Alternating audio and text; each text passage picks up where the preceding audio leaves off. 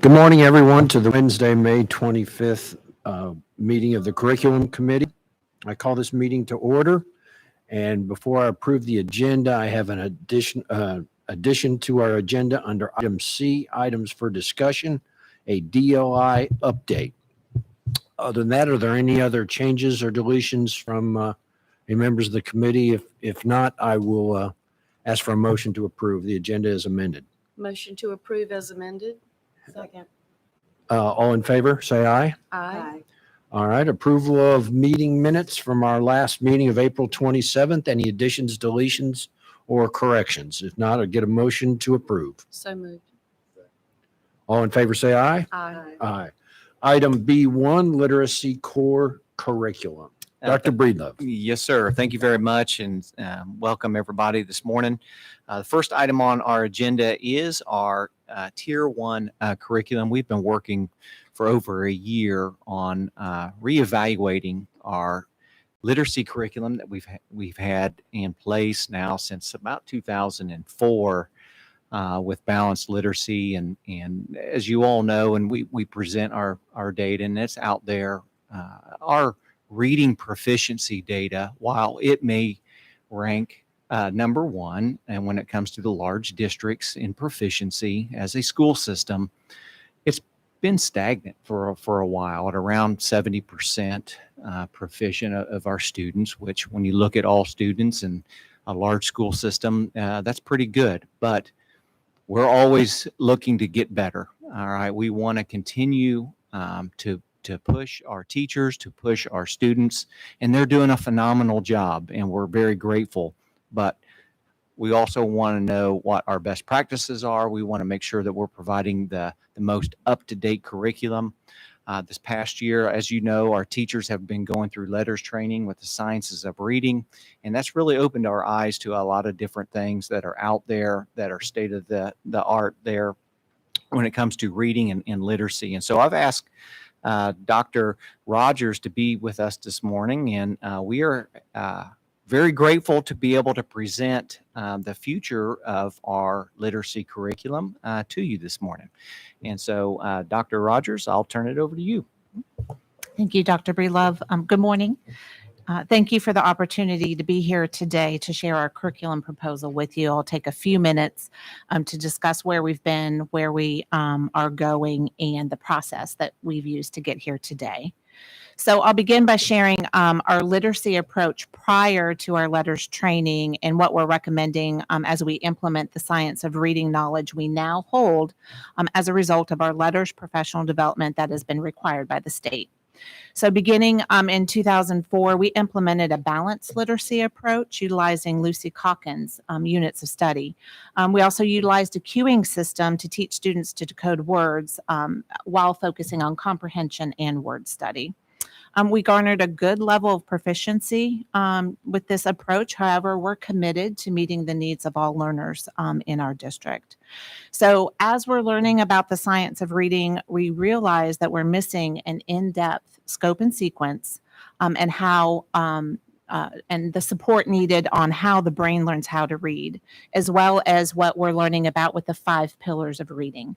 So the 5 pillars of reading include phonological awareness, phonics, fluency, vocabulary, and comprehension. So our current core or tier 1 resources emphasize that comprehension and underemphasize the phonological awareness, the phonics, the fluency, and the vocabulary. So we need to shift our literacy practices from this balanced literacy approach to what we're calling a structured literacy approach, and that is based on the science of learning and our letters training. So this means that we'll teach word recognition and language comprehension, and that together equals reading comprehension. So our current resources do not address all the components we are expected to implement as a result of our letters training. They lack a research-based scope and sequence, as well as decodable text sets to enable our students to apply and practice that word recognition and language comprehension. So the science of reading, or the structured literacy approach, includes a systematic, explicit, and direct instruction, and it focuses on several things. I'm using assessments for prevention and differentiation, the speech sounds of English, I'm teaching phonics and word recognition, spelling and advanced decoding, oral language and vocabulary, reading and text-driven comprehension, as well as the reading-writing connection. So a little bit about our process. We created the Vision of Literacy team this year for several purposes. One was to navigate the changes in literacy mandated by NCDPI. Also, to evaluate curricula that aligns with the science of reading and making a recommendation for a comprehensive core curriculum K-5 for teachers and students to support the implementation of our Letters PD. So our team is made up of an elementary principal from each cluster, our ELA instructional support specialist, our administrator of elementary instructional coaches, several coordinators from MTSS, ESL, AIG, EC, and DLI. Myself, I'm on the team, as well as our elementary school performance directors. So we submitted an RFQ to the state. We received 6 bids, and we reviewed curricula. Our Vision team, our Vision of Literacy team went through an extensive review process. We narrowed the curriculum down to 2 proposals. At that point, we invited teacher representative groups in to look at the 2 proposals and provide feedback. Once we got our teacher feedback, the Vision of Literacy team determined the front runner as CKLA for K-5 after reviewing that teacher representative feedback. So I'll speak to a few of the benefits for CKLA in K through 5. It'll provide consistency across a K-5 continuum with the curriculum. It addresses phonological awareness, phonics, fluency, comprehension, plus writing. Our M-Class Universal Screener is aligned to CKLA. CKLA's intentional knowledge sequence from kindergarten through 5th grade connects knowledge and vocabulary within a grade level and across grade levels. There are ideas for differentiated support, explicit handwriting instruction, fluency resources, and explicit grammar and syntax lessons are also included, as well as decodable text. Interestingly enough, there is a dual language component available called Amplify Caminos.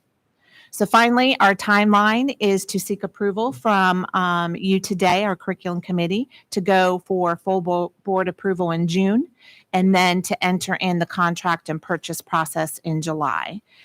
We would take the first semester of the 22-23 school year to participate in CKLA-PD and have the UCPS pacing guides developed to begin using CKLA in January of 2023. So thank you for allowing me to share the proposal with you. I would also like to thank the members of our Vision of Literacy team and our teachers for providing insight into our recommendation. And at this time, I'd like to open it up for questions. Questions? I have a question. So you received 2 proposals. What was the second proposal?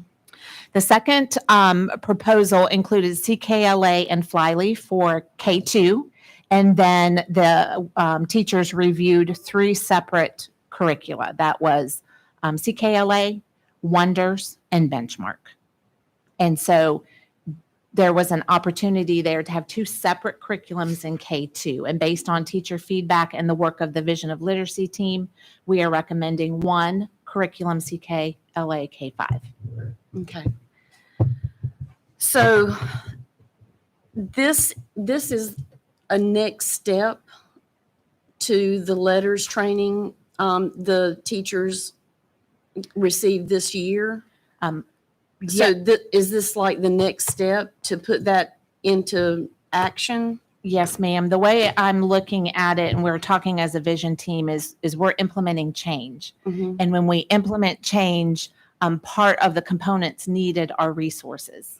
So I see the list of sites here. So are these the sites that will get this? And what are we doing in all 30 elementary schools? This Okay. curriculum will go to all 30 Okay, elementary at schools. these Yes, ma'am. summer sites. Okay, great. So so I've gotten a lot of feedback about our reading program called Amplify. And I know that is from the state with regards to M-Class. Mhm. So where is this CKLA completely different than Amplify? Are the two related, not related? Is CKLA chosen by Union County Public Schools and the teams that you mentioned earlier? It seems like we have a lot of reading programs. So and I've gotten a lot of feedback again about Amplify in particular over the last few weeks. So can you explain, like, how did we go down this route to choose this curriculum when the kids are being tested through M-Class on Amplify? Mhm. And it just seems like we have so many darts going in the air. Sure, I'm happy to provide some clarification. So Amplify does provide us with the M-Class assessment system. So M-Class is an assessment system. Okay. CKLA is also published by Amplify. And so it puts all the arrows in the same direction for alignment. Okay, say that one more time. So M-Class is the universal assessment system, and CKLA aligns with M-Class. M-Class aligns with CKLA. So one is an assessment system, one is a curriculum. Okay. So resources. And how are we going to utilize Amplify within that framework? I've seen some of the, I guess it's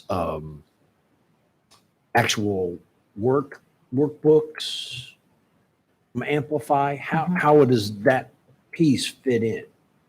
Besides the M-Class assessment piece, Amplify itself, is that actual classroom materials?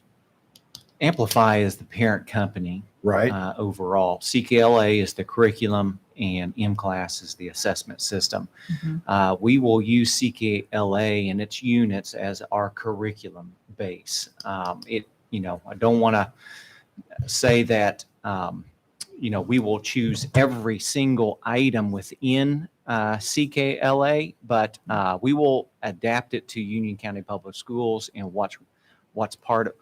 We first must teach the standards and make sure that our standards are being taught. And so that's the curriculum is what the teachers will use every day as part of teaching to those standards. Oh, okay. So let me see if I get this picture correctly. Letters is the big world on the concept of how we're going to do this. Okay. CKLA is the classroom nuts and bolts, what the teacher is going to work from, utilizing her letters training for the concepts. Is that a fair characterization? For concepts and to be able to prevent reading difficulties and provide differentiation is what Okay. CKLA will do. Okay. How does this interact at all with our review of Orton Gillingham and Jolly Phonics? So Orton Gillingham and Jolly Phonics provide parts of the 5 pillars, but not all of the 5 pillars. Okay. Orton Gillingham and Jolly Phonics are in pilot schools only, not all Right. 30 Right. elementary schools. But do you envision that becoming a piece of, in addition to the CKLA? I mean, whereas we're talking apples and oranges, right? As far as Jolly Phonics and Orton Gillingham. That's not what we're addressing here specifically. Those are additional tools inside of this. Is that Correct. So okay. CKLA will become our tier 1 core curriculum. everybody? Everybody, yes. Everybody's all on the same page. Right. Orton There. Gillingham, Jolly Phonics, and any other resources would move into tier 2, tier 3 intervention. Okay. So it would not go away. Students that need more Would get, help. yes. Do you envision with the literacy specialists that we're moving towards in elementary, are you at the point 2 and 3, are the literacy specialists, as far as Jolly Phonics or Orton Gillingham training, are they going to be involved in that? The literacy specialist, and Dr. Breelove can Am I add to getting- this, but Am I getting off the topic here? literacy specialist can support students in intervention. Definitely. So they would pull from those resources. So for they would need to be intervention. trained in both? Jolly, depending on what school they're working with. So we haven't made a final, the long and short is we haven't made a final determination if we're going to do OG, we're going to do Jolly Phonics or whatever for level 2 and 3. We're talking level 1 here, right? Correct. Correct. I would imagine we will have a decision on whether it's going to be Orton Gillingham or Jolly Phonics Okay. based on the previous study that's been Yep. done. I know that that is Okay. being finalized as we speak, Okay. and we will be able to present that sometime this summer Okay. to the curriculum committee. Thank you for that clarification because I didn't understand how that piece fits in here.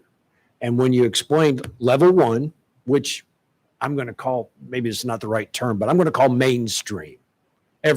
All the students are exposed to.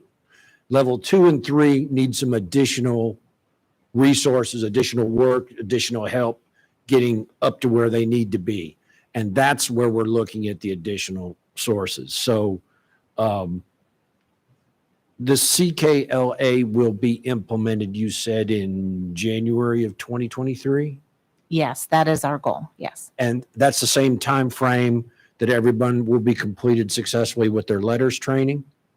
That'll still be going throughout next year The as a whole whole. next year? Yes, sir. Okay.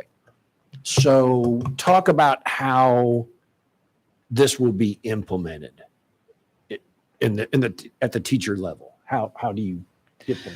So we've begun looking at that and creating an implementation timeline for the CKLA resources. So that would include professional development for elementary teachers in the fall semester next year. And then we would like to have our instructional support specialist be a little bit ahead of the teachers in that training to begin to implement the resources in January. So we also will have our mid-year M-class assessments going on. So the teachers will be able to plan for using data, the mid-year data, to pinpoint exactly where to begin in the CKLA units. Is the committee or you or anyone concerned that here we are at the tail end of our letters training, which I assume we're going to be making sure, finals for letters training, whatever shape or form it is, and we're starting to implement CKLA in January. Are we piling too much on top of it, or do we not have a choice because we have to implement CKLA at a certain time frame? Based on input from principals and teachers, teachers are excited about what they're learning with the science of reading and their letters training and all the processes involved with that. And they are anticipating and looking for the resources. Okay. If we do not provide the resources, a lot of frustration could result. I see, because they don't really see the nuts and bolts of how this is all going to fit together and the rubber hits the road. Right. Yes. Right? We would Okay. like for our teachers to be All able right. to focus on implementation of what they're Implementation. learning in letters and not Okay. searching for creating materials and resources. Okay. We want to be able to focus on the implementation so that they can become the experts. Okay. Because from what the feedback I'm getting, the letters training is rather involved. It is some serious work outside of the classroom, after hours, study groups, etc. And I just had a concern that we're piling too much on. But now with what you're saying is because they fit together, you can't wait until letters is done to say, okay, now you're completely done with letters. Here's how you're going to make it work in the classroom. You have to implement together is what I'm hearing. Yes. Okay. And you feel comfortable, as you mentioned, that your committee that has been reviewing all this information, that's not piling on too much, that is a smooth transition as much as possible.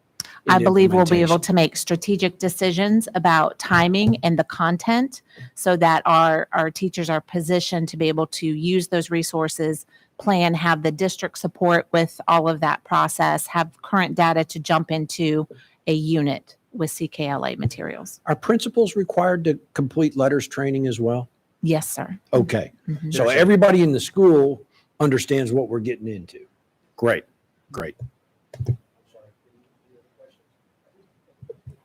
I'll be quick. Okay, so there's one more year of letters training that all the teachers are going to have to do. And then how many hours of professional development will this CKLA be? We're looking at an initial 2 days of training, but we'd like to chunk that out beginning, middle, and end of year. And then we're also looking at front loading our instructional support specialist ahead of time so that they're further ahead to be able to support and coach throughout January 2023 and forward. Okay, so in the fall, they'll be using what we currently use, and that'll Yes. be easy to transition to the new for the spring? Yes, ma'am. And I'm glad you brought that up because the Vision of Literacy team has been working directly with elementary principals to develop a transition plan in the meantime. Yes. It's not just all of a sudden we're coming to a screeching halt in January and switching gears or That's right. directions. Okay, great. If no other questions, I'll entertain a motion that the committee recommends to the full board for approval. I make a motion that we take the recommendation to the full board at our June meeting. Second, all in favor, say aye. Aye. And approved unanimously. Thank you, Dr. Rogers and our team. Thank you very much. Dr. Rogers, before you leave out, at some point on an individual basis, I'd be curious if I could get some time with you sometime over the summer and just if you could give me a layman's view of what CKLA is, I would be curious to see that. Thank you. Question: How many people make up your team? Sorry. Okay, that's fine. Sorry. That's okay. I just have to think out loud a minute. So it's one principal from the 9 clusters. Yeah. Right? 3 directors. Mhm. And then the ISS team, 10.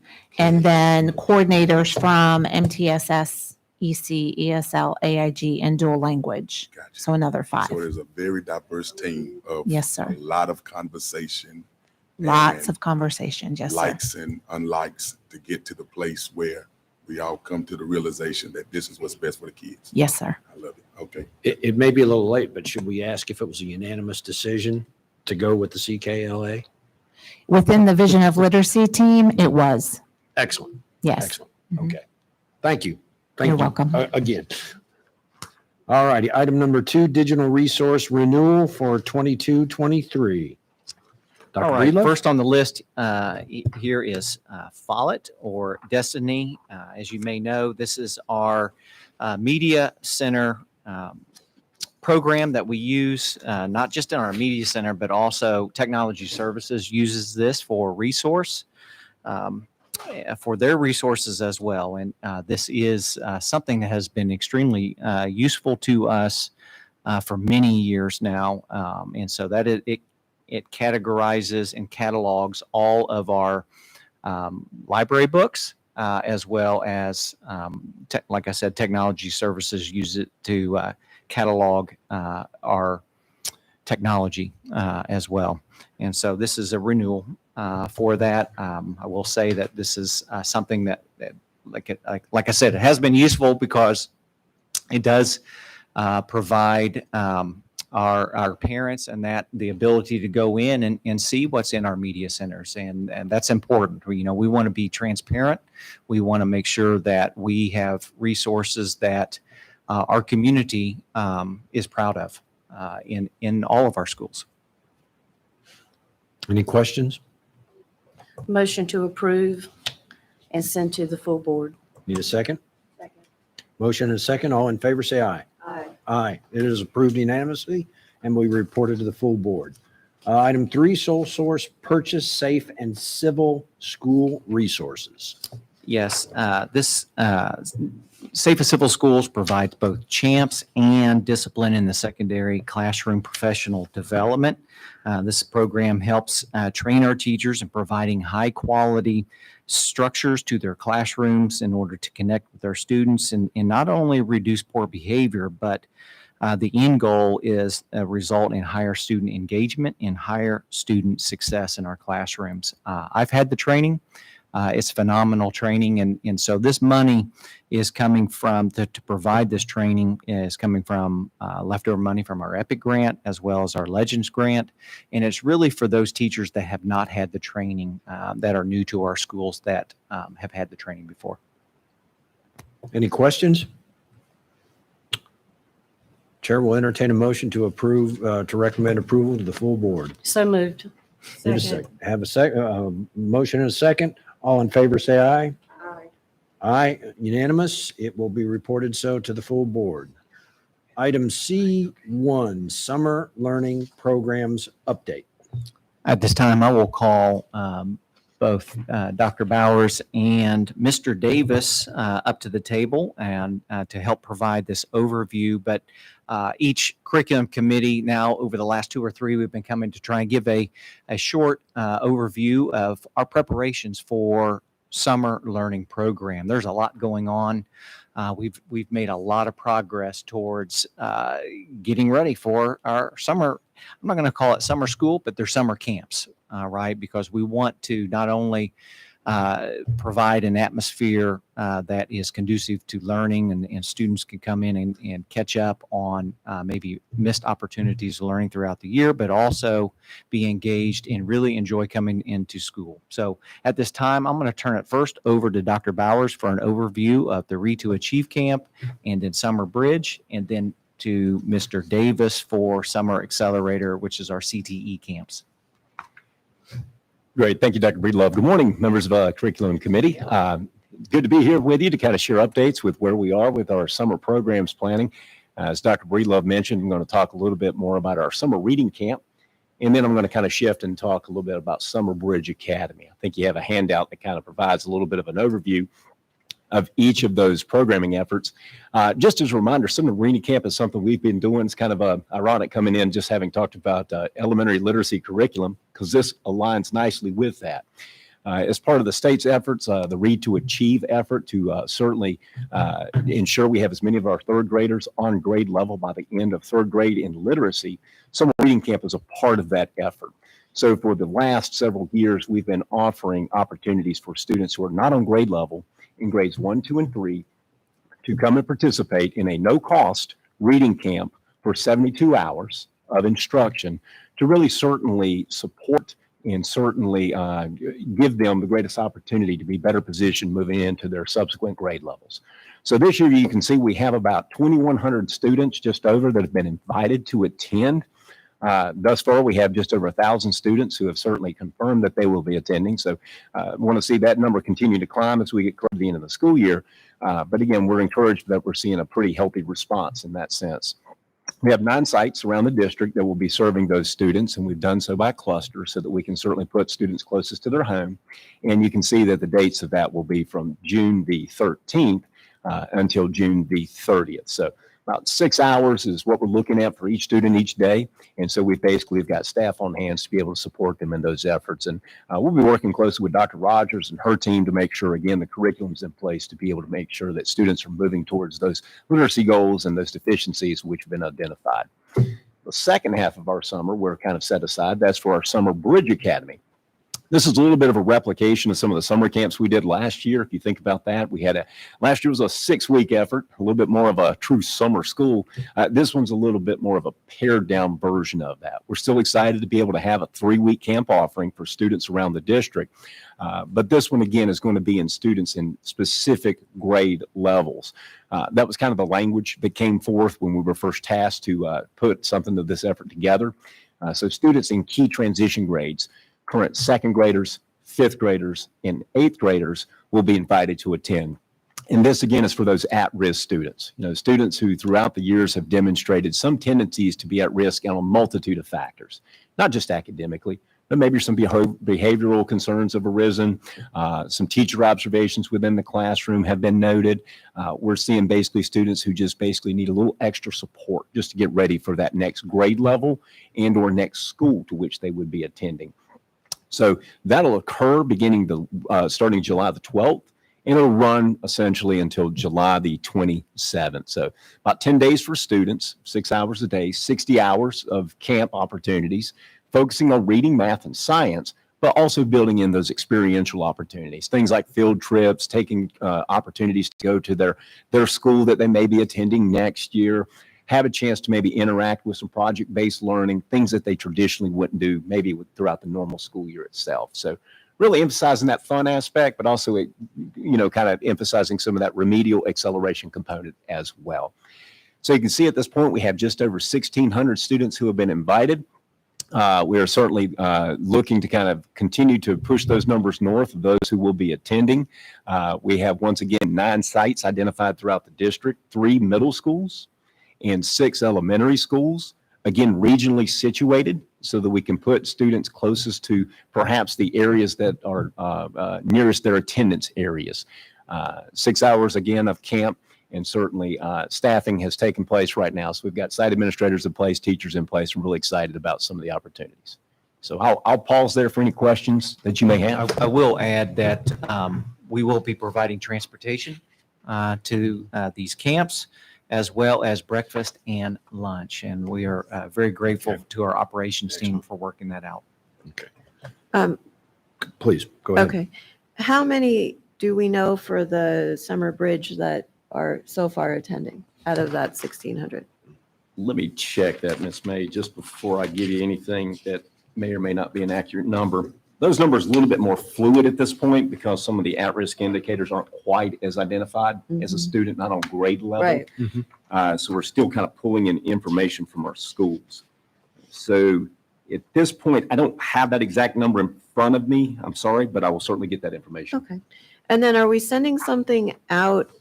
I know Dr. Breedlove, I had someone in my neighborhood asking like a welcome letters to give them like specifics. Great question. Okay. So again, since it's still kind of a fluid number at this point, and we're still trying to collect those final enrollment pieces, once we've actually closed out what would kind of be that final deadline for notification, our site administrators are going to be positioned to be able to send a welcome letter to the families, providing details, a little bit more of an idea of what they can expect for the camp experience. So yes, ma'am, that's coming. Okay. And the reason we have it right now is we certainly want to give the greatest window of time for everybody to certainly participate. What time frame would people expect to get that? We're looking potentially at the end of this week for our summer bridge, go ahead and kind of just getting those final confirmations in place. With that being the case, meet weekly with our site administrators, we would move towards first, second week of June, perhaps getting something out to those families for what would be July. Now that's for summer bridge. Right. Reading camp will be a little bit different. Those folks are getting notification through the school level and those things are taking place. And that's a little bit more understood of what the families will be facing.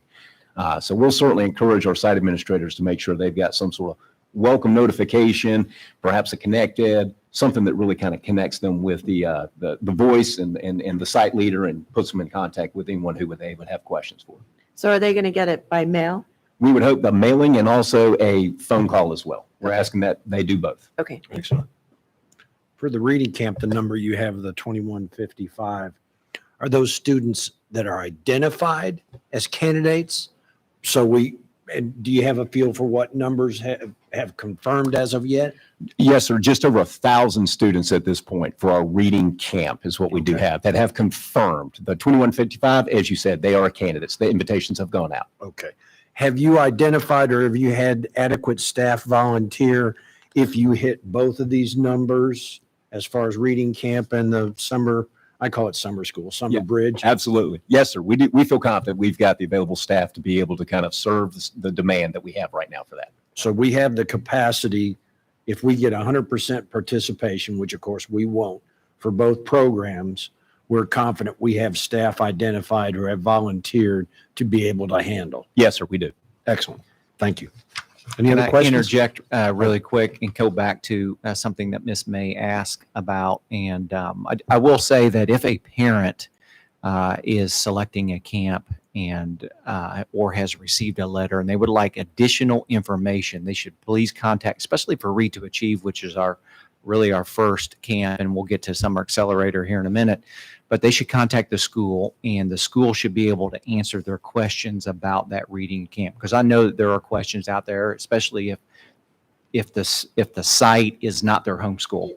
And so we want to make sure that parents feel very comfortable, because we really want those numbers to go up and get and serve as many students as possible. You know, we have the teachers there, we have the school, we've now transportation, lunch, and breakfast. So to all parents, please contact your school. You can also contact the Office of Academics, and we'll be glad to help you as well. Excellent. Any other questions? Yes, I have a question. So we have right at 1,000 students for the summer reading camp currently, correct? Yes, sir. Okay, so let's say if a student, when the camp starts and maybe a parent wants their child in it, maybe the second week, would they be able to enroll their child? So for the reading camp, the second week, we would certainly work with all families on a case-by-case basis. We want to make sure we, number one, do what's best for the student. Right, so right. we also don't want to put the student in an awkward position to which he or she may feel some pressure as well. So barring any circumstances that are really going to kind of be some tremendous obstacles, we're going to look to serve as many as we can. Gotcha, okay. And the deadline to register is? So we are looking to close out what would be final summer reading camp notifications. That's going to be a little bit later because we have to rely on some of the EOG testing to take place. Yeah, so we want to make sure that we give that window a chance to close before we do anything. So we're thinking close June 3rd, perhaps, which would be the last day of school. Gotcha, okay. Yes, sir. Is if these numbers hold true, about 50% of the candidates are involved in the summer reading camp. Is that somewhat consistent percentage from previous years? It is, yes, sir. Absolutely. Okay. We usually see about a 50 to 55% kind of attendance rate based on those invitations that go out. Would invitations be extended to anyone else, any other student that might have just, barely made the cut? I mean, would another student be offered an invitation that if these spots aren't filled? We did ask schools to cast the widest net possible in doing this. Yes, ma'am. So that's a great question. We wanted them to over-invite, not under-invite. So we hope that these numbers reflect those that would certainly meet those criteria that we established. We feel good about the numbers, being that it's only 3 grade levels, quite honestly. And to have, over 1,600, close to 1,700 actually invited in those 3 grade levels is somewhat representative of what we saw last year with our learning extension program. So we're going to keep trying to get them out there. And to Mr. Kirkpatrick's point, this one being in July, we would hope to still accept families even past that this week deadline if we had to. Yes, ma'am. All right. If there are no more questions about Read to Achieve and Summer Bridge, then we will move on to Summer Accelerator Camp, which is something new for sure that we've done. We've always done GTE camps, but not to this magnitude. And Mr. Davis and his team, I just want to also thank them. Good job of marketing this. And so I'll turn it over to talk about that. So good morning again, and thank you for a few minutes to talk about what we've got going on this summer with our Career Accelerator camps. And just to kind of reiterate kind of where we are and make sure everybody's on the same page. So we have middle school and high school camps that we're looking at. Our middle school camps were geared more toward career exploration, really allow any student to have an opportunity to apply for the camp. In the high school, we're looking at 9th through 12th grade students, and these are for students who have taken some coursework and are able to accelerate what they're learning, to build on what's been going on in class and look for ways to maybe make up some of the things that was impacted by COVID and let them have those extra opportunities. So that's just kind of a quick idea and overview of how we got to where we are with the plan that we have for our summer camp. So first and foremost, I would say the interest, especially in our middle school camps, was very, very high, which is great, and we love to see that. In the past, we've not seen interest like this. And so as we were going through and planning this, we actually expanded the number of camps. We've never had this many camps, and still we've exceeded the capacity that we have. So we have been working through the process. We worked through an application process, and we had over 1,300 students that applied. In our middle school camps, we had some camps, as you can see the numbers there, that had more than 200 people or students to register for the camps. So to be fair to all students, what we did is we ran a lottery system to allow every student to have equal opportunity, and we ran that lottery for every camp. So every kid would have equal opportunity to every camp. So we have sent information out, emails went out with information to parents so that they know if their child was selected or not. And we've been fielding questions and getting emails and making phone calls to parents to make sure everybody is all understanding of what went on. And there definitely has been concerns about some parents not being able to get their child into the camp. And we're expressing that we thank them for their interest, but we're also talking about how we're looking at how can we expand it next year to provide more opportunities. And I think that's a huge important thing to take away from this. I've already begun having conversations with some other companies to see if they could partner with Union County Public Schools to add additional opportunities. Also, we're going to be talking with South Piedmont Community College to see if there's some opportunities there for us to be partners and try to do some camps together. That way we can provide as many opportunities as we can possibly do, because every teacher that was wanting to work and provided a proposal for a camp is getting an opportunity to work. So we really are at the capacity where we were with our staff right now. So we feel really good about where we are. We've got some really good hands-on activities. Supplies have been ordered, and I think the students are going to be excited about what they see. We have more than a dozen field trips that are going to be going out all across the local area, looking at different parts of the industry, everywhere from culinary and going to cafes and places like that, all the way to some of our local automotive dealerships where they're going to learn a little bit about that business. So it's been really, really good for us to have opportunities to do that, and thankful for all our partners that we have that allow us to have students come in the summer.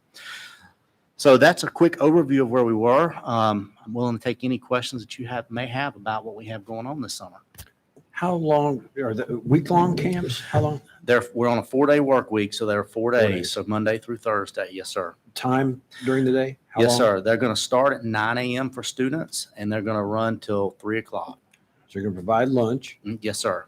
and transportation? Transportation is not provided to these Okay. camps. We looked into that, but there was a lot of logistical issues with Yeah. them being spread out From kind of the all way they over. were, so it made it challenging. But all the field trips, everything that we do, transportation is provided for that, and those are free of cost. Now, I'm looking down this real quickly, unless I missed it. I don't see automotive service for middle school. That was not added at this time. Our teachers could only work 2 weeks, and they wanted to focus on the students who have missed some of these opportunities in high school. Okay. That is a conversation I've had with those instructors already. They are willing to do a middle school career exploration automotive camp next year, so that is definitely something we're looking to add for next year. I just see this as such an excellent feeder program, Mhm. if you will, particularly on the middle school level, for Mhm. those that are not, haven't considered or not aware of the opportunities in some of these specific CTE areas I on the middle agree. school level to be exposed to. I agree. And they were very excited about the potential opportunity for that. And some of our career exploration camps that we have, they're touching on automotive in those, and they're going to be traveling to like Scott Clark Toyota and places like that. So there's some of those field trips. They're going to get some Okay. exposure in those camps as well. Is that the career exploration? Is Mhm. that the one you're talking about? Yes, sir. Okay. Excellent. Any other questions? The only question I have, the week of June 13th for CATA High School Collision Repair, there were 10 applicants, and I guess 9 got the lottery. So I'm thinking about the one student. If someone in the 9 does not show up on the first day, can the one student be contacted, or? Yeah, and that's a good question. And in a situation like that one more than likely was a student who applied who, for whatever reason, didn't either have the prerequisite Oh, or Okay. because the high school's camps had space in them, or maybe there was another reason why they didn't get in related. Sometimes we had some people who were 8th graders applying for a high school camp. Okay. So that may So- be what that number could be. okay, then I'm glad I asked the question for a different reason. So there were prerequisites. For just the high school. Okay. This year. Okay. And we're looking at some career exploration, trying to help Mhm. students in pathways for high schools next year. Again, that's why we've got to expand Mhm. outside of our CTE teachers for camps. capacity wise, it's tough to be able to go much beyond that. Okay. I mean, look at the demand for some of these things. Culinary arts in middle school, It was 233 It applied was for 20 huge. slots. It's huge. That tells us there's an untapped demand Yep. sitting out there. And there's a huge need for that particular area in the careers in the local, not only Union County, but in the Charlotte area. So Mhm. that's definitely something that we're looking at. We also have another grant that we're going to be looking at doing some things with that going in the next 2 years as well. So I have a quick, go ahead, madam. Listening, and I think we may have mentioned this, it came up at one of our previous meetings, seeing the need and the concern within these areas. Has conversation been had about reopening like a career center or something like that? I get asked that question a lot. It's one of those things that, of course, Union County used to have many Yep, years ago. right. So it's definitely something that I would be open to talking about if there were some discussions. I know Dr. Breedlove would as well. There are definitely some advantages to that, but I know there's a lot of things that would have to go into a decision like that. Could you just elaborate for those who may not be aware, the difference between CATA and a career center? So a career center, as it operated in Union County many years ago, students were able to travel in from their home school, take classes. Midday, they would travel back or come in midday and travel back into the day. They usually would take a couple classes related to a specific area of interest that is not offered at the home school, but still be considered a student at their home school. And transportation was provided. Rather than actually being enrolled or qualify or make the Correct. lottery, to actually have CATA as your home school. Correct. And that centralized career center is much more efficient than trying to put these academies in various high schools around.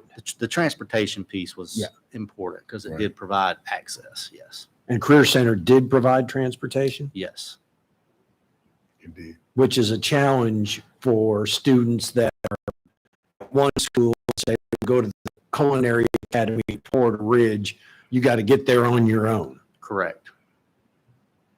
And just to echo what you said, the Career Center years ago, it afforded so many opportunities for students who are currently now very productive business owners in our community, and not just in Union County, but across the state, across the country. And as he said, a lot of them, their homeschool was still their homeschool, and they went, and it was just a great opportunity for a lot of our community members. And so I would love to continue that conversation some kind of way, because I think, and like anything, it has pros and cons. We know that. Agreed. But maybe one of our long-term goals could really be to look into trying to figure out, even if it's in phases or something, to open up that opportunity. And my last question was, I know you mentioned about barriers, parents mentioned about some barriers. Other than the transportation, what were the other barriers, that parents presented to you all? As far as the conversations, really the biggest barrier that we had is just the capacity to be able to have more camps. I mean, Gotcha. that was really the biggest one. Believe it or not, we didn't have a lot of really transportation really for the Okay, camps okay. wasn't a big concern. It was more my son or daughter did not get in, and we wish we could put every student in Yeah. there, of course, but unfortunately with where we had no idea we would get this kind of This response yeah. from it. So we're definitely need to look at some opportunities to expand. And I've definitely been talking with Dr. Breedlove about ideas that we could do to expand it, because this doesn't have to be CTE. With this grant that we have, this can go outside of CTE. And we've talked about ways to involve other programs. Right. Well, that's good. I had one. I mean, I think what's really good about this too is that, so in middle school, they're going to start thinking about careers. And then you see the interest, especially in the middle school camp. So that maybe could help guide them. And then maybe we'd even add more pathways at schools where we really see the big interest. Mhm.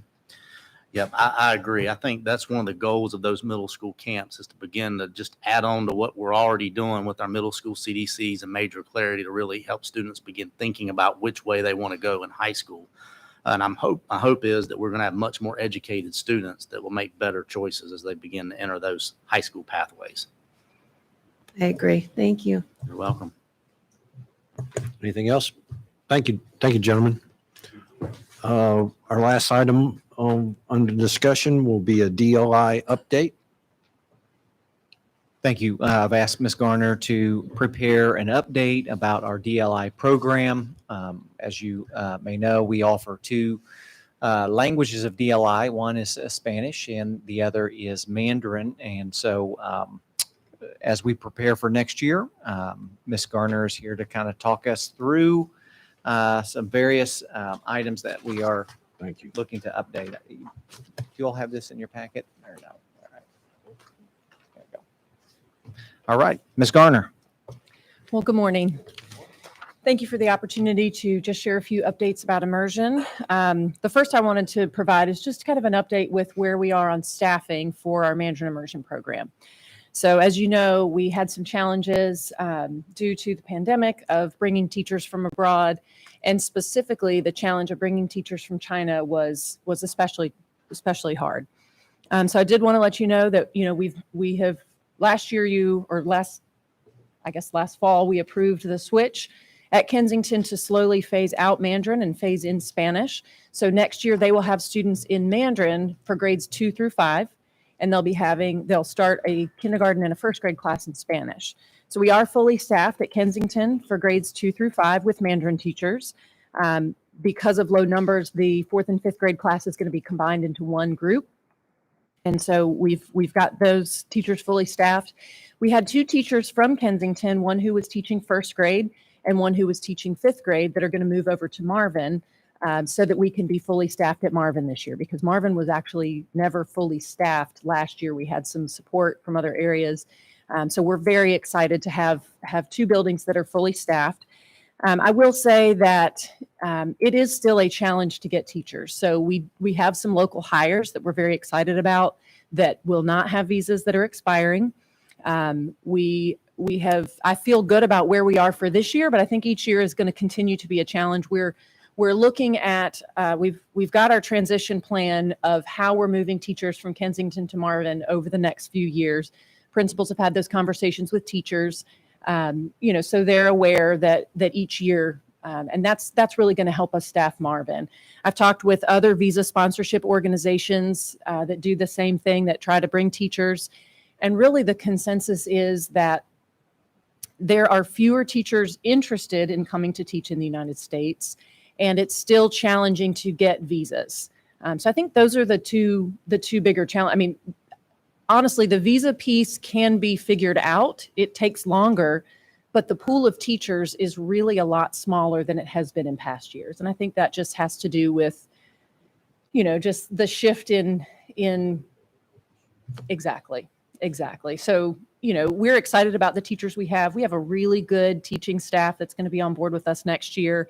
We're only bringing in one brand new teacher who is going to be a local hire, who was a teacher with us and has now, she is no longer on a visa. So she is going to be a permanent resident. So she won't have an expiring visa. So we've got several teachers that are in that situation, and she was fantastic when she was here. We're excited to bring her back. Then the next piece was just a question about middle school and where we are. So we currently have Immersion in 6 of our middle schools. 3 of those are fully 6 through 8. Students are all the way through 8th grade. And then when we start next year, all 6 middle schools will have students in grades 6 through 8. So we've got 4 where students are in 6th and 7th grade, and 2 right now, or 3 right now that are, so I guess we have 7. Is that right? We'll have 3 more with 6 through 8 next year.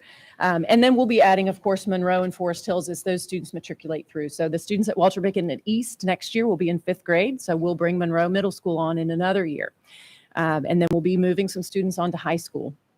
So the question was really asked about what the schedule looks like. And so, if you remember when we first started middle school immersion, we really wanted to continue in a content-based course for these students. And so we attempted to start with science and social studies, and we received a lot of parent feedback that about that move. One of the big components of learning a new language is being able to read and write in that language. And so when you're learning the content of science and social studies, it's challenging to be able to focus on the literacy, explicitly focus on the literacy. We also had a challenge finding qualified teachers who specialized in science and social studies. And we also had the issue of resources in Spanish or in Chinese to teach some of those very explicit science concepts that come about in middle school that are way more complicated. The other question was asked in 4th and 5th grade, we shift to a 50-50 model where students are learning science and social studies in English. And then we flipped it in middle school. And so they said, this is just challenging. We didn't go with math because there's so many pathways for math in middle school. And so, when we stepped back and looked at our schedule, it made a lot more sense to offer this as an elective course that could specifically focus on the needs of those students as they transitioned from the elementary model, which is very content-based, to the high school model, which is going to be all language-based. So we feel like our middle school program really serves as that bridge to get our kids ready for what they're going to see in high school so that they can be successful. So, when we look at this, the way that it works in middle school for electives is most of our students, all of our schools pretty much dedicate one of the 2 elective blocks to some type of health and physical education. Most of them have various 6 weeks of some type of PE class, whether that's a fit lab class, whether it's a team sports, or whether it's just a physical education. They all have 6 weeks of health. And so that pretty much takes up one of their elective slots, if you will. So the other slot, our immersion students really get 3 choices. They can do the immersion experience, which is a full year. They could choose band if they wanted to, which is also a full year. Or they could choose the wheel, which is where students for 6th grade essentially take 6 different courses, each one for 6 weeks, to kind of see what the flavor of middle school is, to determine what elective you might want to specialize in 7th or 8th grade. And so, with 3 options, you might think, probability would say that you'd have a third of the kids choose band, a third of the kids choose the wheel, and a third choose immersion. But we've seen that across our schools, we're at about 80% of our students are choosing to continue with immersion between 5th and 6th grade. And that's since we began looking at every one of our schools and kind of taking the average, it's about 80% of the students. Some schools, of course, are higher than that. Some schools are a little bit lower. And one of the things that we're seeing is that, we have had some kids attending out of attendance zone so that they could have access to immersion. But when we get to middle school, they're going back to their home schools. So that also affects some numbers as well. So we had a few schools that actually increased from 5th to 6th grade. If they had 35 students that were coming out of 5th grade, they may have had 36 going into 6th grade because one of those students from another attendance zone moved over and is attending that school. So we feel good about this. It does vary by school. It varies, just from year to year also you will see. And some of our schools, you could tell a difference when we shifted from science and social studies into the elective. And some of our schools, you didn't notice a difference, right? Their percentage of students who chose immersion stayed pretty similar. I do also have to put in there that COVID was a year. So as we kind of look at the data, that changed everything, right? So I think we'll have better information too moving forward. This conversation about electives and access to electives has been at the forefront since the beginning. I know that Dr. Jones is working with middle school principals about, just thinking differently. What can they do in middle school, innovative to really give kids options? And so immersion has certainly been part of that conversation. So, while we are excited that 80% of our students are continuing to choose immersion, continuing that on that path, we would love for it to be higher, for them to have some more options. And so do know that we're working on that and kind of thinking about, trying to think differently of what can we do to give kids more access to electives. That's the part of the day that kids perceive as the most fun. And so, anything you can do to get a middle schooler interested in coming to school and being there is a good thing. So in middle school, walk me back again. In middle school, what subjects are going to be in the immersion versus English? So in middle school, it's just an elective that's in immersion. Okay. So we have moved back to science and social studies in English, language arts is in English, math is in English. So during that elective time, they have a specific immersion course. They do get high school credit for that.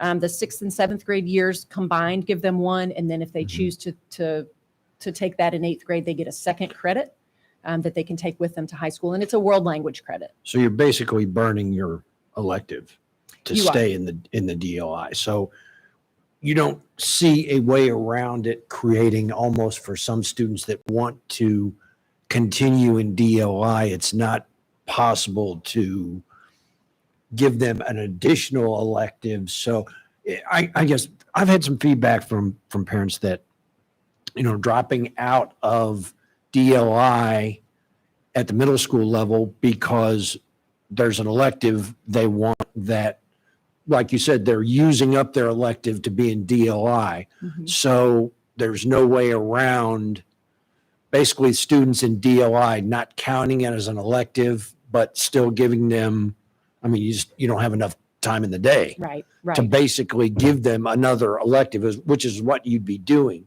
Mhm. in order to give them the option of something outside of the ones you mentioned, the wheel or band. Mhm. And I think that's part of the conversation with middle school principals that Dr. Jones is having right now is, what does that whole elective time look like and how can they think differently about it? So at this time, there is not another way to do it, but it's certainly something that that we're looking into and trying to figure out how we can be Mhm. creative with it. And I think 80% overall is a very good percentage, but here's the thing, in my mind anyway, the DOI program is basically not just because the student's interested, but they also, or have a pathway, want to teach the language, they get high school and college credit. So if it's that 20% that didn't choose to go on continue DOI in middle school, that basically all that they've learned in elementary, they will lose and almost have to start at the starting gate back in high school to get those requirements over. Am I correct? If you basically pull out Mhm. in middle school, then you have to start all over again in high school to get the credit, correct? Well, it depends.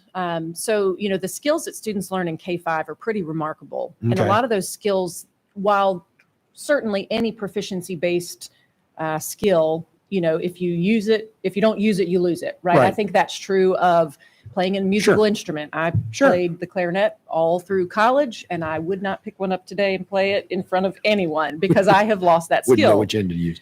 Right. So similar. However, one of the things that we do, because it's just a 3-year break that these kids have between Mhm. fifth grade and It may not even and take high an all school. 3-year break, right? They Right. might continue in 6th year and go for 7th. Yep. Well, I want to take this elective. right. So it's only a 2-year break. Yeah. So one of the things that we've offered to students who've been part of the immersion program is that we give them the opportunity at the end of 8th grade to take we have a proficiency test that we give to our 8th graders, and we have a high school placement exam that really helps them determine where would be a good fit. And so we do offer that to kids who were in immersion through 5th grade. Even if they pull out in middle school, I have people contact me all the time and say, what's going to be the best spot for my child when they get to high school? Do they have to start with level 1? We typically say, please don't go back to level 1 because you're going to run circles around those students. And so we've had some students who've placed into a level 2.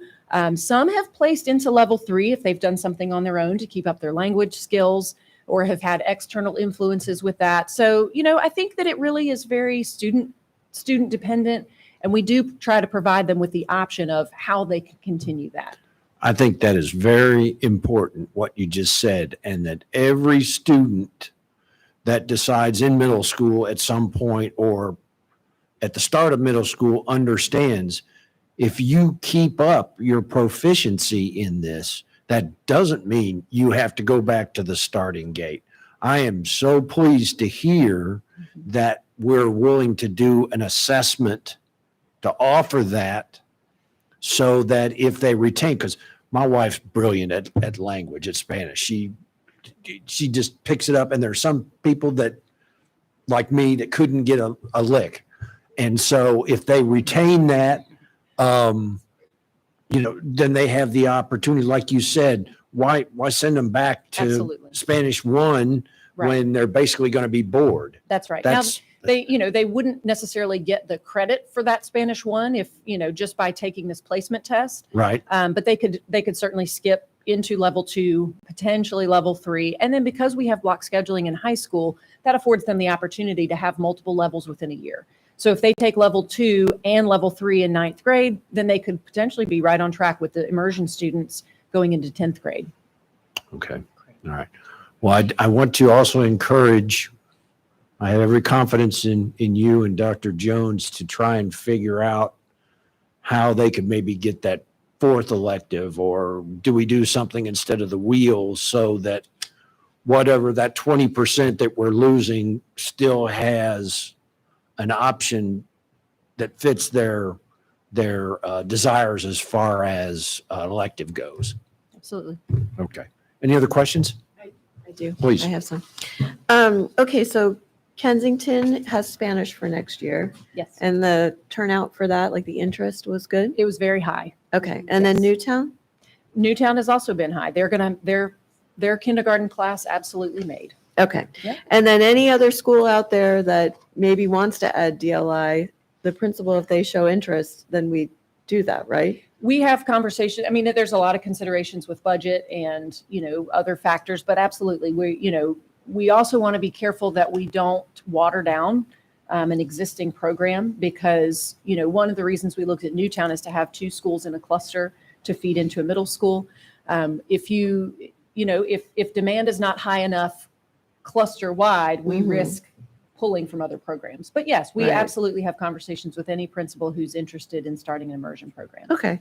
And then can we get the numbers, like of how many are in like the middle school, and then high school, is that next year, the first year of high school? So this is the first year in high school. This year? Yes, this year we have a group of students at Sun Valley High School and a group of students at Marvin Ridge High School. Okay. Can we get like, whenever you have time, like the numbers? Sure. Okay. Yeah, absolutely.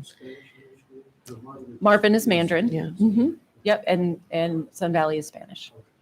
And I had one last question. So what if for 6th grade, because honestly, I think in 6th grade, even band kind of hinders you in taking the wheel, which I hate that, because like I was in band, but we had it after school. So you still could experience it. So what if in 6th grade, they really want to do the wheel? So they get to try everything. If they decided then to go for 7th grade, would they only then be able to do like the half a year of the language, or could they do like the 8th grade full year to get like the Spanish 1? So if they opt out in 6th grade and then decide to rejoin, we do want to make sure that they haven't dropped their proficiency level. Right. So typically, we have a late entry assessment we administer to students. But they would be able to join in 7th grade and then continue. And then in 7th grade, would they be in a year long? Yes. And so that would be like the equivalent of like a Spanish 1? Well, it would be the immersion course, which Right. is it's called a dual and heritage level 1, and we do level 1A in 6th grade year long and Right. level 1B in 7th grade. And so it's a little bit higher than a level 1, right? When you look at the proficiency levels. So students take level 1 and 2 of the dual language heritage course in middle school. And then in high school, when they come out of that, they really have the option to go into traditional Spanish or Chinese 3 or 4, depending on how well they do. And so it's really all about, where DPI says the proficiency levels land. So the dual or native speaker level 1 is a little bit higher proficiency level than a traditional Spanish 1 class. But so actually they could skip 6th grade if they test in, they'd still get the high school credit for 7th grade and then for 8th grade? They can. We If don't they- recommend it, Right. right? I mean, we really don't recommend it because they are missing an entire year of instruction. It's kind of like opting out of language arts for a year and then expecting to be at the same level that you would be the next year. Okay. So, I mean, if they pass the proficiency test, they keep it up on their own, they can do it. Okay. But we really encourage them to do the full 2 years of that dual and heritage level 1. Okay. Thank you. All righty. With that, we'll move on. Item D, we have 3 items to go to the full board. Three items: the literacy core curriculum, digital resources, and sole source purchase to our next board meeting in June. And our next meeting date, we will to be determined if needed in June. Maybe we'll give everybody a rest with school being out for the summer in June. I'll lend to your recommendation on that, Dr. Breedlove. Yes, sir. With that, take a motion to adjourn. All in favor, say aye. Aye. We are adjourned. Thank you.